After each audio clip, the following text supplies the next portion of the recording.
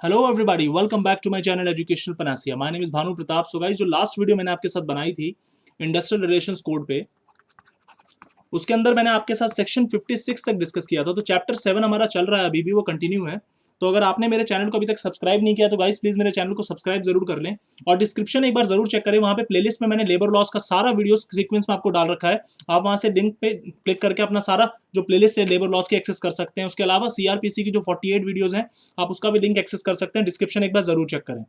देखिए, आज जो हमें कराना है वो सेक्शन 57 से कराना है। सेक्शन 57 बात करता है persons on whom the settlement और अवार्ड्स विल बी बाइंडिंग। अगर हम बेसिक सा एक जनरल सी बात करें तो किसी भी सेटलमेंट और अवार्ड वो किस पे बाइंडिंग होगा? अगर मैं आपसे जेनरिक सेंस में पूछूं तो जो पार्टीज हैं उस एग्रीमेंट में, जो पार्टीज हैं डिस्प्यूट में, जिनके खिलाफ फैसला हुआ है, या फिर जो जो भी पार्टीज उसके अंदर इन्वॉल्व है, या उनके लीगल रिप्रेजेंटेटिव, इजी लैंग्वेज में बात करें तो वही उसी कॉन्सेप्ट पे बात करता है हमारा सेक्शन 57। देखिए, सबसेक्शन 1 कहता है कि सेटलमेंट जो भी आपका अदर देन कंसिलिएशन प्रोसीडिंग हो। कंसिलिएशन प्रोसीडिंग वाला सबसेक्शन 3 में मैं कराऊंगा।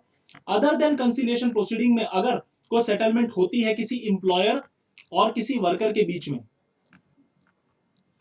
तो वो जो भी एग्रीमेंट के पार्टीज होंगे, जो भी पार्टीज टू द एग्रीमेंट होंगे, उन पे वो सेटलमेंट बाइंडिंग हो जाएगा।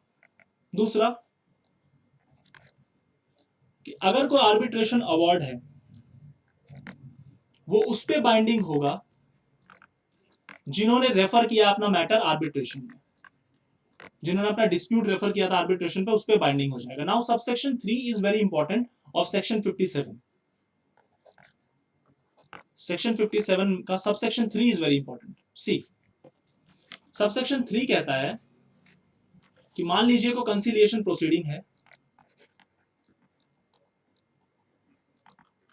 या फिर कोई अवार्ड है आर्बिट्रेशन का, या फिर अवार्ड है आपका ट्रिब्यूनल का, या फिर नेशनल इंडस्ट्रियल ट्रिब्यूनल का, जो भी चीज है, ये किन किन पे बाइंडिंग होगा, किन पार्टीज पे, जरा उसको समझते हैं। सबसे पहला, जो पार्टीज टू द डिस्प्यूट है, जो पार्टीज टू द डिस्प्यूट है। दूसरा, कोई अदर पार्टी जिनको समन किया गया है as a party to the dispute, जो पहले माइट भी पार्टी ना हो, जिनको समन किया गया as a party to the dispute. अब ये जो ए और बी में जो लोग हैं, अगर मान लीजिए वो लोग इंप्लॉयर हैं, तो उस केस में उस इंप्लॉयर का लीगल एयर, उस इंप्लॉयर के सक्सेसर्स, उनके असाइंस, ये सारे भी आपके उसके उस इंप्लॉयर से रिलेटेड हैं, और इन सब पे भी वो अवार्ड, वो कंसिलिएशन प्रोसीडिंग का जो सेटलमेंट है, वो जो कंसिलिएशन प्रोसीडिंग का सेटलमेंट है, वो बाइंडिंग होगा सेक्शन 57 के अंदर। मैंने क्या बोला कि ए और बी के अंदर जो पार्टीज है, अगर वो पार्टीज इंप्लॉयर हैं तो उनके लीगल एयर्स, उनके लीगल सक्सेसर्स, उनके असाइंस, सबके ऊपर वो अवार्ड या वो सेटलमेंट बाइंडिंग हो जाएगा। नाउ डी, अगर वो जो ए और बी में जो पार्टीज लिखी हैं वो ए और बी वाली पार्टीज वर्कर्स हैं, तो जो भी वर्कर, जो भी लोग उसमें उस एस्टैब्लिशमेंट में वर्क कर रहे हैं, या फिर जो सब्सिक्वेंटली ज्वाइन करेंगे, जो उस एस्टैब्लिशमेंट में वर्क कर रहे हैं, जो सब्सिक्वेंटली ज्वाइन करेंगे, वो सारे के सारे आपके उससे रिलेटेड ही कहलाएंगे, उस डिस्प्यूट से रिलेटेड कहलाएंगे, और उनके ऊपर जो भी प्रोसीडिंग के दौरान सेटलमेंट होता है या जो भी अवार्ड पास होता है ट्रिब्यूनल के द्वारा, तो वो सारा अवार्ड उन पे बाइंडिंग हो जाएगा अंडर सेक्शन 57। ये बात आपको ध्यान रखनी है। Now section 58, section 58 is very important. Section 58 कहता है कि अगर मान लीजिए कोई सेटलमेंट है, सबसेक्शन 1, मैं सबसेक्शन बाई सबसेक्शन करा रहा हूं ये वाला एरिया, तो ये कब ऑपरेशन में आएगा, कब इन्फोर्सेबल होगा, कब इसका ये पीरियड ऑफ ऑपरेशन क्या है?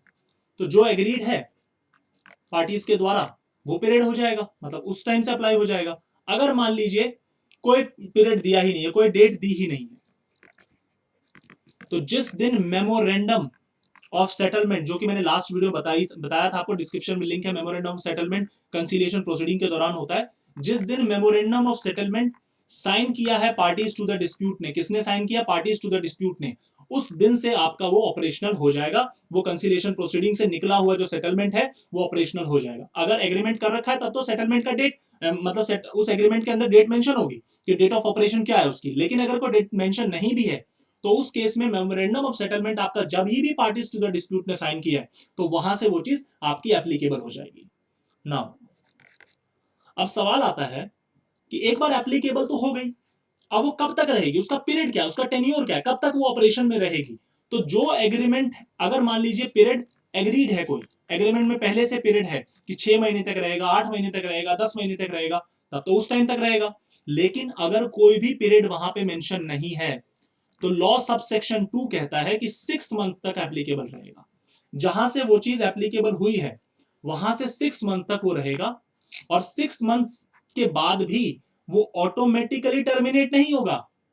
आपको 60 डेज का रिटर्न नोटिस सर्व करना पड़ेगा जो पार्टी टर्मिनेट करना चाहती है। मतलब कि 6 मंथ्स के एक्सपायर हो जाने के बावजूद that particular settlement or that particular agreement between the parties to the industrial dispute shall continue to be binding on the parties. They will not be removed, they will not be expired. अगर आपको उसे terminate करना है 6 महीने के बाद तो आप क्या करिए, आप 60 दिन का रिटर्न नोटिस दे दीजिए। एक पार्टी दूसरे पार्टी को नोटिस दे देगी कि भाई मुझे ये पर्टिकुलर एग्रीमेंट टर्मिनेट करना है, मुझे नहीं रखना, और वो टर्मिनेट हो जाएगा 60 डेज के नोटिस के बाद। तो ये चीज आपको सबसेक्शन 2 में ध्यान रखनी है। नाउ ये तो बात हो गई आपके सेटलमेंट की, मतलब कंसीलिएशन प्रोसीडिंग की।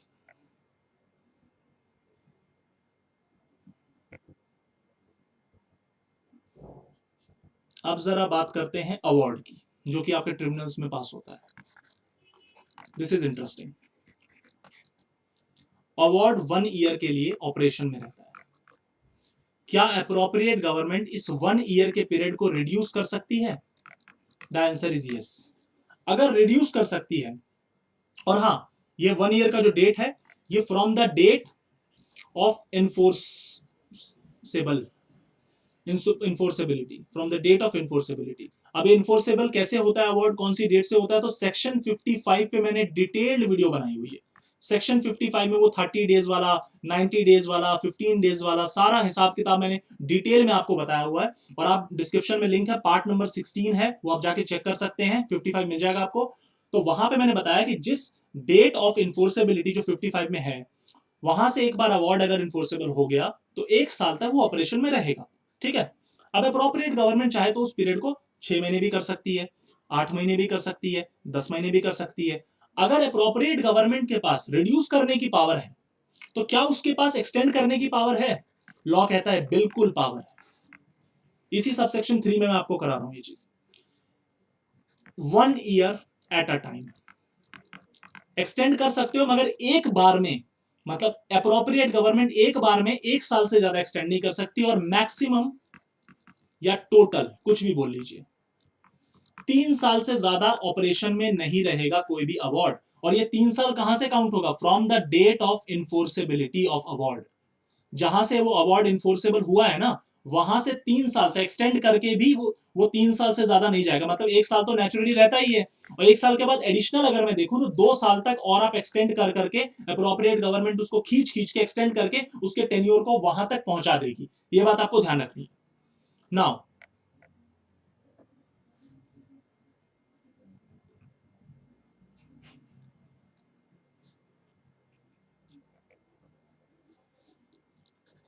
अगर मान लीजिए अप्रोप्रिएट गवर्नमेंट को, चाहे वो ऑन इट्स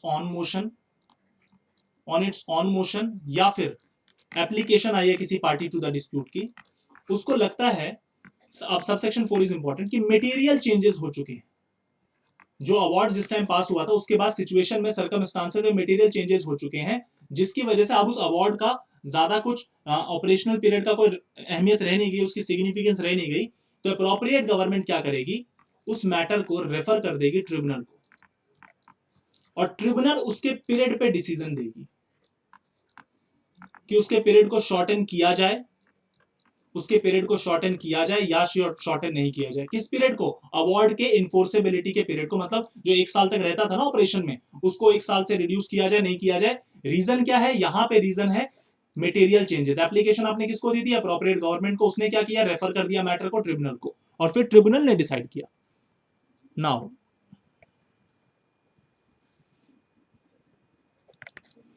सबसेक्शन 5 देखिए, अभी मैंने सबसेक्शन 3 के अंदर आपको अवार्ड के बारे में बताया, कि अवार्ड नॉर्मली जो है 1 साल तक आपका ऑपरेशन में रहता है।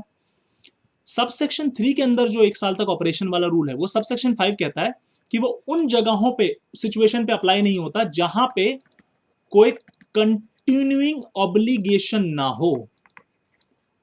जहां पे कोई कंटिन्यूइंग ऑब्लिगेशन नहीं है वहां पे वो 1 साल तक टेन्योर का कोई सेंस नहीं बनता। अब इसका लॉजिक समझिए, कुछ ऐसे अवार्ड के अंदर कुछ ऐसे फैसले दिए गए जो वन टाइम सेटलमेंट था, जैसे कि मान लो रिट्रेंचमेंट का कंपेंसेशन देना है तो बार बार तो नहीं देना ना, एक बार दे दिया खत्म हो गया, उसमें कोई भी कंटिन्यूइंग ऑब्लिगेशन नहीं है कि वेजेस को 10% बढ़ा दो आने वाले 1 साल के लिए।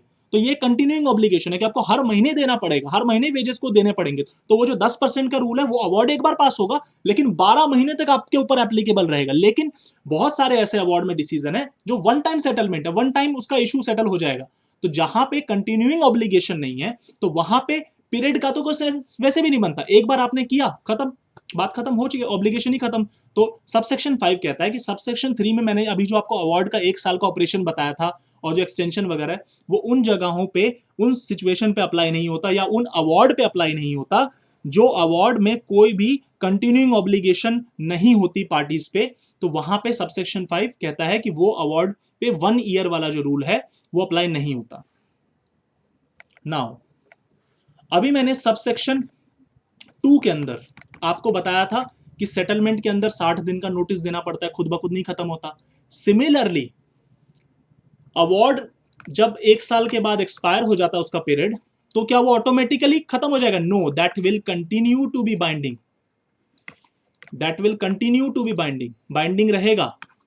अब जब वो बाइंडिंग रहेगा तो फिर कैसे खत्म करें? सिमिलरली जैसे मैंने सबसेक्शन 2 में नोटिस दिया था ना, यहां भी 60 डेज का नोटिस दीजिए और जैसे ही ये 60 डेज इलैप्स हो रहे हैं तो उसके बाद वो अवार्ड खुद ब खुद टर्मिनेट हो जाएगा। पार्टीज, एक पार्टी दूसरे पार्टी को कह सकती है, वो टर्मिनेट हो जाएगा। अब यहां पे आपको ध्यान रखना है कि नोटिस सबसेक्शन 2 में भी दिया गया है और नोटिस सबसेक्शन 6 में भी दिया गया है। सबसेक्शन 6 में अवार्ड के रिगार्डिंग दिया गया है, सबसेक्शन 2 में सेटलमेंट के रिगार्डिंग दिया गया है, सेटलमेंट जो कंसिलिएशन प्रोसीडिंग में होता है। अब ये जो अवार्ड नोटिस दिया जाता है, ये नोटिस अगर कोई एक पार्टी दे रही है तो उस पार्टी में मेजॉरिटी रिप्रेजेंट होनी चाहिए। अगर कोई इंडिविजुअल है तब तो इंडिविजुअल ने दे दिया, लेकिन अगर मान लीजिए एक तरफ वर्कर्स की पार्टी है जिसमें 20 लोग हैं और एक तरफ एम्प्लॉयर की पार्टी है, ठीक है, तो वर्कर्स की पार्टी में अगर 20 लोग हैं तो कम से कम 10 से ऊपर लोगों ने नोटिस दिया हो टर्मिनेट करने का। ऐसा नहीं कि किसी एक इन्हें उठ के अपना उसका मन किया और उसने जाके नोटिस दे दिया कि टर्मिनेट कर दो सेटलमेंट को, उसने नोटिस दे दिया टर्मिनेट कर दो अवार्ड को। No, this will not work. वो जो नोटिस है वो that notice must be representing the majority of one party. ये चीज आपको ध्यान रखनी है। तो ये आपका सेक्शन 58 तक मैंने कराया। तो नेक्स्ट वीडियो जो मैं आपकी बनाऊंगा उसके अंदर मैं 59 से आगे कराऊंगा और 61 तक हम करेंगे। उसके बाद फिर हम स्ट्राइक और लॉकआउट वाले चैप्टर पे जाएंगे। तो thank you so much guys for giving your precious time to me. Thank you very much.